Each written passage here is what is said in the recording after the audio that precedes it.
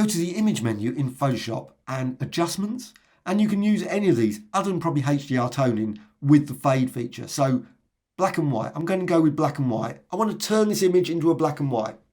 Actually, I want to turn it into a sepia, so I'm just going to go to tint, makes it even clearer. So just going to boost up the saturation a bit. So you've got a lovely sepia effect here. And you can tweak these if you want, but any of the adjustments in that image menu adjustments will work the same way other than HDR toning. Now what I can do, I can fade it. So I can go to edit menu and fade black and white, because I don't want total sepia. I want fade black and white. So opacity, I can put it to 0 and you can see the original image comes back. I can put it to 100% and you've got the sepia. You can put it in between. Just make it slightly, just I think 60, 71. It's reasonable. You get a bit of colour back, but it's not totally sepia. Again, it's up to you, what you feel best for the image. And also you've got blend mode, so you can run through overlay and create some interesting colourful designs using that soft light, pin light and so on. Very ugly looking green it gives there. Click OK. And you can do that, obviously, edit and fade black and white. You can go back to it and you can change your mind. You know what? I don't want pin light, I want screen. Or I want the opacity to be there. And so on. You can always change your mind and do it again and again until you do some action. Do something else, another filter or adjustment. What if you only want to apply it to very localized area? Well, obvious ones, elliptical or rectangular marquee tool, or other selections, of course, available. So rectangular marquee tool, and just apply it like that. So you just create a very quick selection over that area, and that's using these selection tools. Get this marching ants effect. Well, you can also, of course, go to select menu. You can modify your selection in a number of ways. But you can also go to image menu, adjustments, and again, any of these.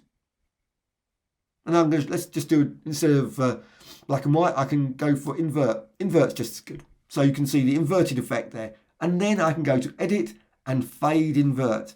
So I can run through that and I can say, you know what, I just want a slight there or that way. Gives a nice sort of misty sort of effect. You can write over that sort of lovely, or you can go through darken, just try out different ones, color dodge and so on. Just go normal and click OK. And you can see the thing, it's only applied to that area. Again, undo there. If you want an even more localized effect, what you can do, well, you can use the history brush. History brush, there's the history brush. You can find that in the tools panel. Now, it might be in a different position depending on the customization of your Photoshop tools, but history brush is there. Now, I'm just going to use a standard size brush, 175. I want it a localized one there. However, what you need to do is set up a history state. History state is there. History panel. You can find that in the window menu and history. So with that, you can just set, and you can set any of them, maybe the open, but it's just as easy. That one is always at the top, the first snapshot. It's a snapshot. It's captured it. It's captured it for you, and you can use it. So let's just go to image menu, adjustments, black and white. Apply the effect. Again, sepia or just black and white, be fine. So just black and white like this.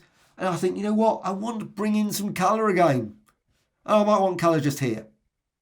So I can use the brush with the history and I can apply it just over there. And as you see, as I do that, that becomes colourful again. That brings back the original image, or maybe there. And you can see as I do that, just using this history brush, I can just apply it there. All the rest is all still black and white. So all this, the image adjustment is still there, but only this area has been applied and modified. And you can, of course, at the same time, change the blending modes for this. So it's normal, you can use that. Difference, there's a whole range of different options there. Maybe not that one, but you can see you can run through it and try out all these different ones, normal, and maybe change opacity. So you don't have to have it full on. Maybe just apply it and it's just subtle, bringing in a bit of colour again into the buildings instead of full on colour. The rest of the image is still black and white or whatever you've used. So again, anything, image adjustments, photo filter, channel mixer, colour lookup, hue saturation, any of them. You can go through it, just change things, tweak things, click OK. And again, either use the history brush approach, bring some colour back in again using the history brush, or use the edit menu and fade. Hope you found this of interest. Thank you much.